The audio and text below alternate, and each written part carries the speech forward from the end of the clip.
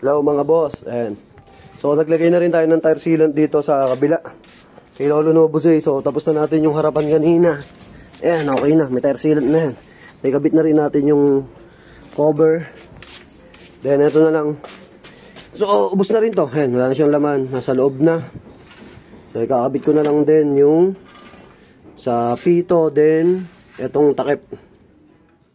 Ayan. So yun yung tire sealant na ginamit natin. Bali meron pa tayo dito eh. Extra.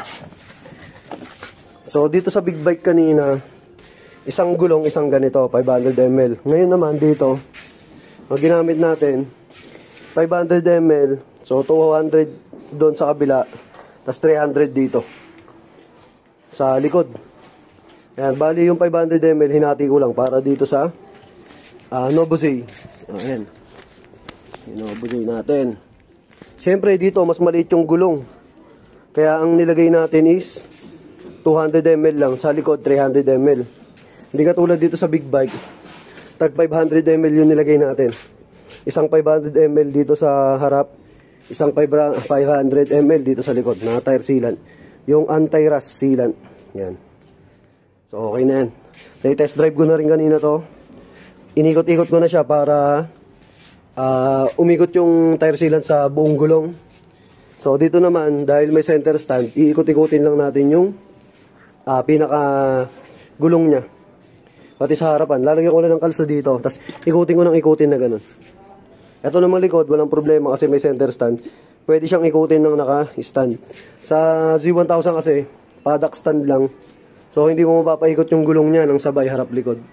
Kaya kailangan talaga itakbo para kumalat yung tire sealant sa loob. So sa mga maglalagay ng tire sealant, lagi nyo tatandaan, pagayari nyo maglagay ng tire sealant, mas maganda itakbo nyo yung motor para yung tire sealant umikot habang sariwa pa siya. Ipaikot nyo yung gulong. O kaya dito sa mga small bike, dahil may center stand naman, so pwedeng ipaikot nyo lang siya, yung gulong. Sa mga big bike kasi, hindi nyo yung mapapaikot. Kasi ang paddock stand natin iisa lang. So ang nalalagyan lang natin is likod. Pag kailangan natin sa harap, tinatanggal natin tong isa, nilalagay natin sa harapan. Kaya yun kanina, tinakbo ko na yun. So nakaikot na yung tire sealant sa gulong niyan. So ito naman, papaikot-ikot na lang. So ayan, ito yung gamit natin, yung anti-rust tire sealant. Ang kulay na ito ay blue.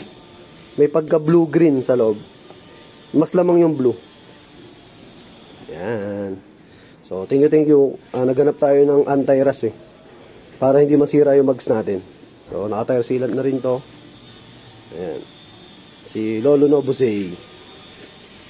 So tapusin ko lang to, ikabit ko yung takip ng pito, tasanginan ko na. Yung isa nahanginan ko na yun eh. So thank you, ride safe, ingat, God bless. So ayan mga boss, ito yung sinasabi ko sa inyo, pagayarin yung tire sealant, paikot-ikutin nyo yung gulong. Yan, ikot-ikutin yung ganyan para kumalat.